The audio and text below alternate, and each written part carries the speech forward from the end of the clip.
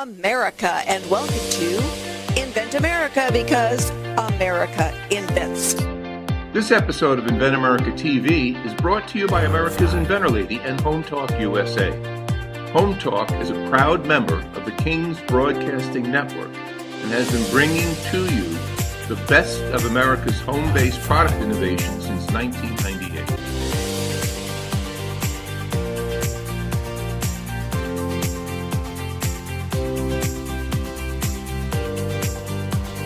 This segment of Invent America TV is brought to you by the law offices of R.P. Baraska. RPB law offices have been bringing corporate-level legal expertise to the independent inventor community for more than 20 years. For all your inventing legal needs, trust rpblawoffices.com. Hello, everyone, and thank you so much for being with us for this episode of Invent America, because America invents. This segment is brought to you by TrueView. It is the only accurate 3D real-time image blind spot mirror. And, if you think about those semis coming up next to you on the driver's side and all of a sudden it's there, the TrueView will make it easier to sense and see. Cargocatch.com is where you go and buy your TrueView life-saving mirror. So my guest right now is Duane Genzlinger, and I have known Duane for a long time. Today we're talking about kind of second generation products. And I know that, you guys did with the Snapper, you had a version of it, you went to the show, and now you've got another version. So tell our listeners, Duane, what is Snapper? It's not something that you catch on a fishing line. Well, it's a chalk line that one person can operate without getting somebody else to come over and help you snap the line. So our new version is, some people were having problems using it. So we changed the mechanism. So you push down instead of pull.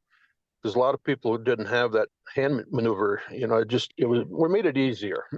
Yeah. Well, I think, there may be some folks out there that, a chalk line in construction is giving you a straight line that is longer than your traditional ruler or, yardstick or tape measure. So it can tell you exactly where to, lay your hardwood floor, to lay the carpet. There's a lot of reasons you need a chalk line to do something, right?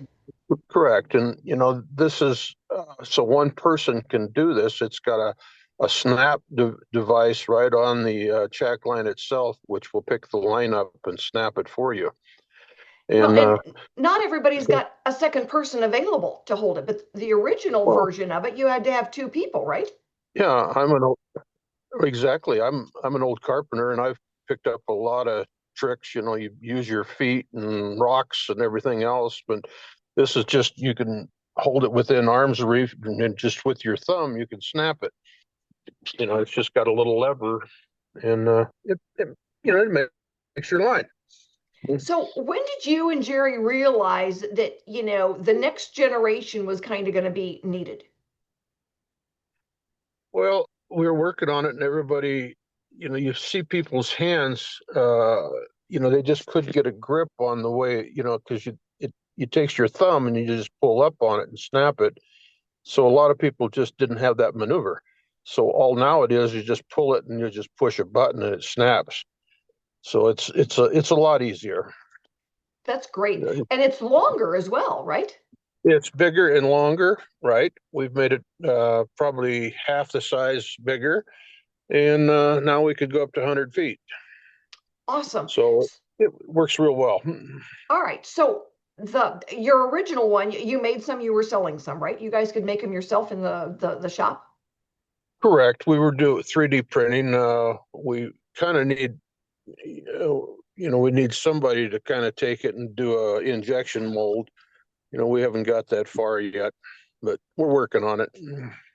It's a hard way it takes time. It does. And, it's always about who you meet and who you greet. So what's next for you guys? I don't know. Your show. You are going to ASD Market Week with us. You've got a spot right there at the end, close to that badge pickup area and the tool section. So Mm-hmm. I am looking forward to introducing you to Tolson Tools. They only do wholesale, which is kind of cool because that means they're going to buy 500 of these at one time instead of 5. So Well, I look forward to introducing you to all of them. yeah, I worked all weekend on a sample for the slider too. So I've got different applications, and I think maybe people can look at it and kind of know what it's for. Before it was just a piece of plastic. So I think, once they see all these different applications, I think it'll be needed in a lot of places. So tell our listeners, what is the slider besides a hamburger from White Castle? Well, the slider, you electrical box. When they do wider trim, you'll see the house itself. You have to, a lot of them will cut the plate so it overlaps on the receptacle. And what we're doing is it's a device that moves that switch over so you don't have to cut the plate. It's just it's an electrical device. Okay, It's a so faceting device. We don't need UL improved. okay, that's great. Good. I was just going to say, I know enough about electricity to say, okay, this doesn't work. I'm going to call somebody. Well, yeah, this would be mainly for electricians. I'm trying to get one in every truck. So, in fact, this morning I got a call from a guy in Fort Collins. He wants 4 more of them. So that's, it's encouraging. Yeah. Is this something that you and Jerry can do, with rapid prototype machine as well? Yeah, they're 3D printed, and I finally got a 3D printer, so I don't, I'm trying to get that worked out so we don't have to farm it out. So what we're do you and Jerry do that allows you to come up with these, a better way of doing it? well, just experience. You walk down we're in the construction trade, and you see something that might make our life a little easier. That's kind of where we're at. At one time, I saw an electrician. He was tearing out drywall, moving a plug because it was too close to the trim. And I just thought, man, there's got to be a better way. And that's why I've come up with this. And And isn't that how most inventions are, developed? Is like there has got to be a better hot dog. oh, exactly. So that's where and we've went through probably 15 different stages of this product, and now I think we've finally got the finished product, which works real well. Excellent. So right now, where can someone go to be able to find your product and order one? My website, Duane Genzlinger 76 at gmail.com. That is your email address. That's my email, All or right. you can call me on my number. Give my phone number, Go ahead. 970-402-5088. Excellent, excellent. And And likewise, if anybody wants to be able to find the snapper or the Duane, number 2, snapper, the number 2, snapper or slider. the slider. The Okay, box everybody, slider. you can shoot me an email as well, and I'm happy to put you in touch with Duane and Hammerskill Homes. So stick with us, everybody. We will be right back with our next guest. This segment of Invent America TV is brought to you by SearchQuest Patent Search. SearchQuest provides for a comprehensive patent search that searches the entire world and not just the U.S. Patent Office. Make sure that before you spend those big bucks having a patent written, you've done your due diligence by getting a comprehensive patent search. Use SearchQuestPatents.com for all your patent search needs. They scour the world for you. Everyone, and thanks so much for being with us for this episode of Invent America, because as you know, America invents. So we've got a really cool product that we want to bring to you and talk about. But first, I want to let you know that this segment is brought to you by Wooden Wood and WeNeedGutters.com. Man, if you've got gutters that are dropping that rain over where it shouldn't go, WeNeedGutters.com is where you need to go and take a look at the cool new products. And my guest right now is Eric Barnhart. And Eric has got a very cool new gadget that we are looking forward to getting out there and into your hands. Eric, tell everybody about what the Bumpin Belt is.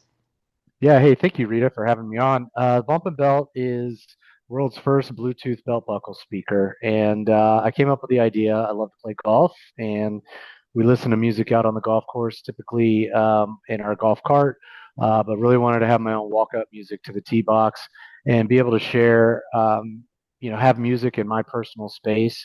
It's not a product that's been designed to blast music out onto the golf course to take away from anyone else's experience, but really for just for your personal space and your group of friends. But really, it's just a hands-free Bluetooth belt buckle speaker that is magnetic, so it magnets onto our design belt and can magnet onto anything metal. And when you're not wearing the speaker, it has a faceplate, so it's a fashionable belt that you can wear anywhere that you'd like. And so just really wanted to create something unique and interesting that, allowed folks to go out and experience life and have some music, but still be aware of their surroundings. And we found a lot of folks that are use this on the golf course, also hiking, biking, going for a walk, gardening around the house, doing chores, anywhere where, those, once you put those headphones in, you can kind of are shut off to the world a little bit. So where you want to have aware of your surroundings, but also be hands free and have some music with you. That's where the Bumpin Belt, I think, is a great product. Well, I think there's an easy ability to see the difference because you put a headset on or you put in earbuds that are playing the music or whatever, and then something happens behind you or on the side of you, and you have no idea until it's right on top of you. Yeah, and absolutely. or somebody's trying to yell at you and whatever, it makes a big difference. But why is it better and different than just turning up the volume on your phone? So it's louder than your phone, as well as it has controls on the top of the speaker as well. So you don't have to pull your phone out of your pocket or wherever you're keeping it. So let's say it's in a backpack, if you're going for a hike, you can go to the next song, volume up, volume down, pause the music. So it has all of those controls right there at where your belt buckle is, and you can control that without having to get the phone out from wherever you're storing it. Well, you've gone through, changes, at least I know one generation that, from your original order that you had to making it better. What was that like? Yeah, so I mean, obviously, if you, as a first-time inventor, if you're the closest to your product and to the thing that you're trying to make, and you want to, you're taking in all sorts of inputs from what's already currently out in the market today, what your vision for this product is, and you really, there's so many different things you can try to control and design and change and make sure that it's absolutely perfect before you go to market. Unfortunately, that takes time and energy, and you're not going to get it perfect to what your target market is out of the gate. It's a difficult thing to do, and you really need that feedback from your user base and from your target market to say, "Hey, here's what I love about what you've done. Here are the things that I would, suggestions." And obviously, you get that user feedback pretty quickly, and then have the opportunity for version 2 to make those adjustments. So, we the magnetic pull on the back of the speaker is strong enough to hold on to your belt and also on anything metal. But we wanted to make that a little bit stronger just in case, let's say you are playing golf and you start to hit a bunch of bumps or you're driving off road. You want that to be secure on the golf cart, and so able to do that, as well as figured out through working with different manufacturing partners, what are the capabilities of the speaker? How do we make the speaker sound better and louder for your personal space, as well as the Bluetooth range? Increase that so you can move further away from the source of your music and still retain that sound quality. So those just take time and effort, and sometimes there's new technology that's kind of being developed and put to market after you've already gone to market. They're always making improvements and enhancements on all the other components as well. So. Well, I think you hit a couple of things right on target there. And one is that you've got to get it out there so that people can give you feedback, because perfect doesn't happen in any world, and technology changes. So you can make something better And if you had waited, somebody else would have beat you to market, because one of the things we've learned is that, for the folks that are coming up with a solution to a problem or making something better, somebody else is thinking about it too. So, getting the patents filed and getting the feedback so that if you're just asking your mother, what does she think? She always thinks you're wonderful. Now you ask another consumer out there on the Yeah. golf course and they say, oh, it'd be really cool if it hadn't fallen off when you flipped over a rock. Right. Exactly.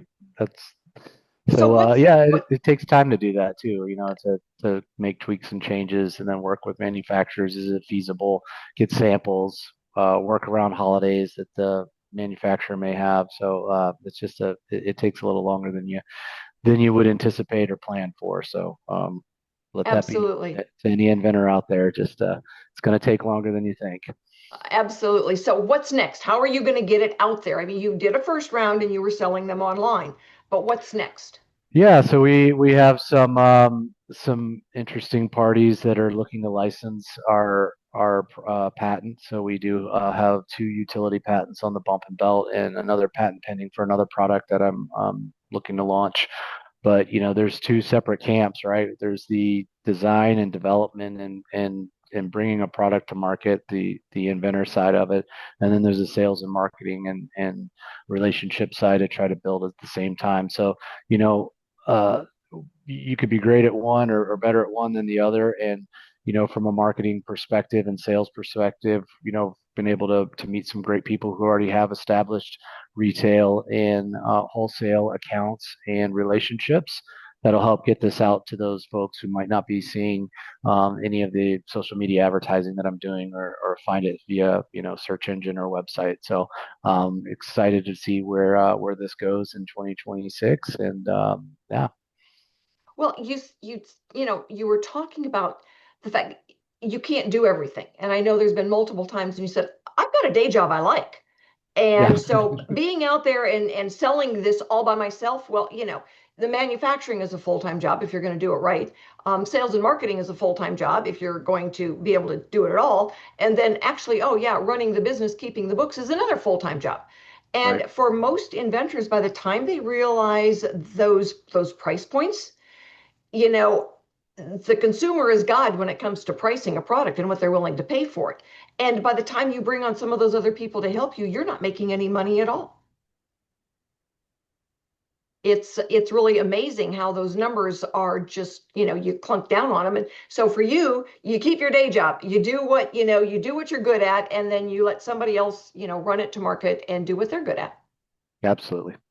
So it's been interesting. How long have you been working on this? I always find it fascinating how long an inventor, is working on something before we finally get it to a point of being ready to go out there in the grown-up world.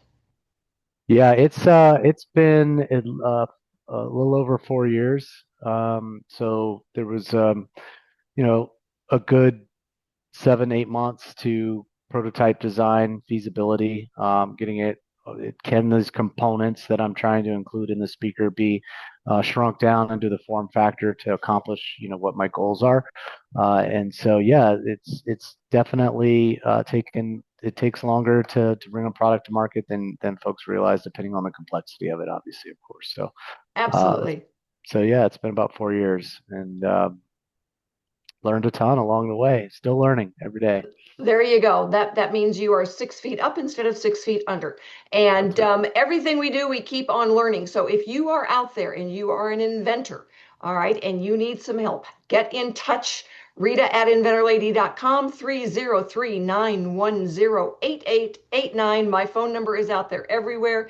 And listen to us on King's Broadcasting Network, because we give new information every single week. And you, my friends, get to meet those inventors and find out where you can get their products.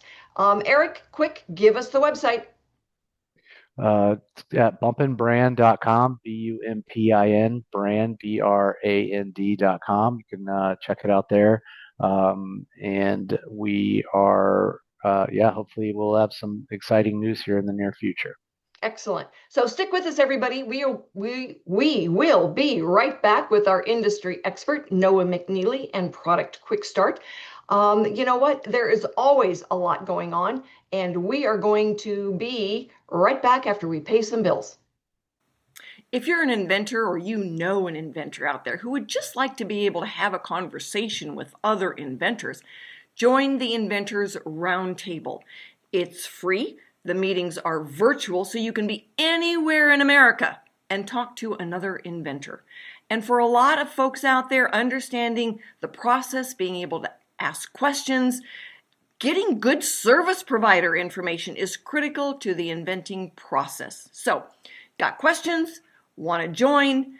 It's free. inventorsroundtable.org. Everyone, and thank you so much for being with us for this segment of Invent America. My next guest is Noah McNeely. He's our industry expert, so he helps those inventors when they say, okay, I need to do it better. Here it is. Let's make it better. So Noah, thanks so much for being with us, and tell our listeners a little bit about yourself and what you do.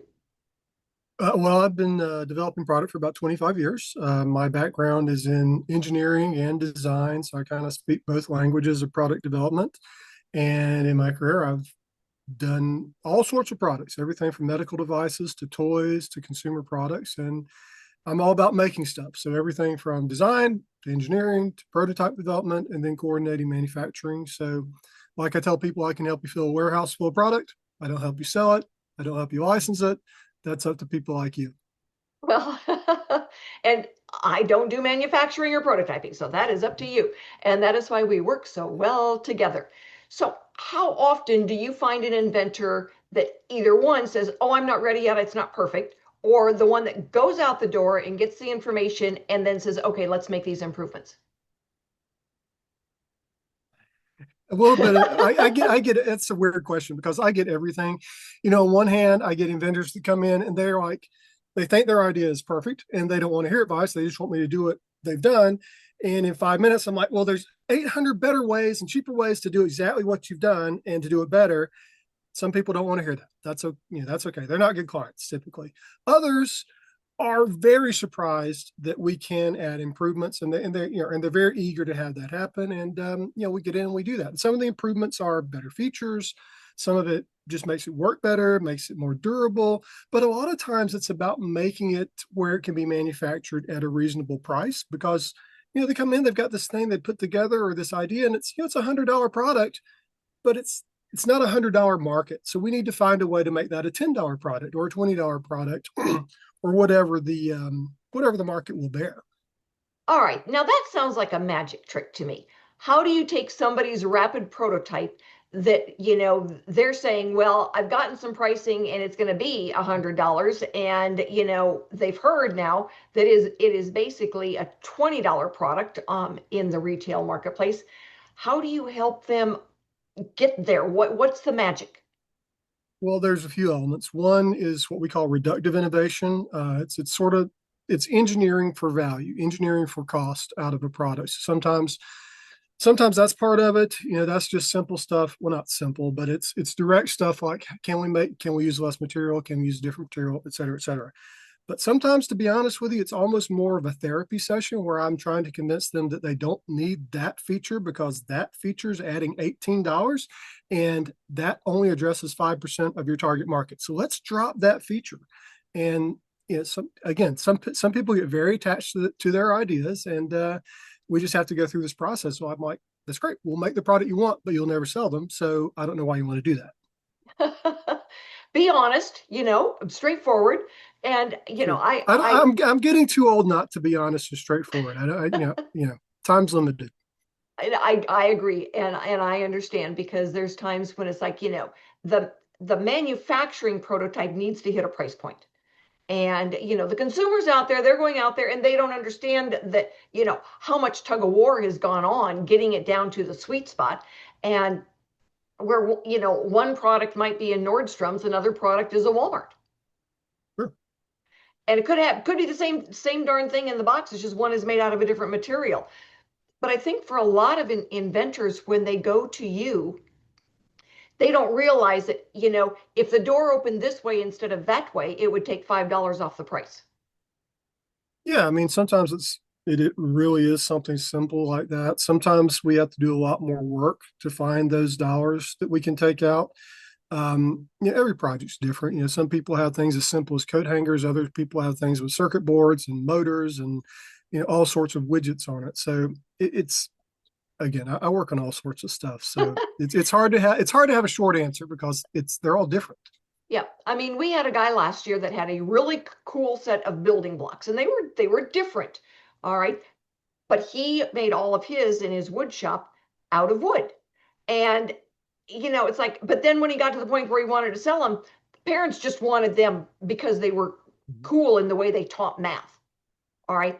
They didn't care if they were made out of wood or plastic, and the wood made them very expensive. So when he went to the trade show, everybody said, I'm not going to pay that amount for them. My kids are going to, flush them down the toilet and bury them outside and play with them in the sandbox. We want them to learn the math, but we're not paying for the wood. Well, then when he got the pricing on the plastic version of it, holy cow, it was right in the sweet spot of what he needed. Yeah. And again, people, a woodworker is going to get attached to doing it in wood. And a lot of products can be made out of wood, but sometimes you have to target a more like a luxury version of that product. You might not sell as many, but you have more margin. And then you come down and do the plastic version, and that's your mass market version. Either can be a successful business, but you've got to have the business planning behind it. And at the end of the day, if it's something nobody's going to pay for, there's no business. Right. Absolutely. I mean, we have had inventors tell me something, cool that they've done, and I'm thinking, I'm really not sure there's a market for that. And then I've had other ones, tell me, and it's like what they've done with their product, and it's like, okay, you need some help on this because this should be a multi-million-dollar product, and it's not. And then you've probably got the ones that say, my grandma loves it, so it's got to be a good product, right? My grandma and my mom and her neighbor, they all love it. Exactly. So if you're out there and you know anybody that needs some help with a prototype, getting their product into the marketplace, Noah McNeely with Product QuickStart, he's your guy.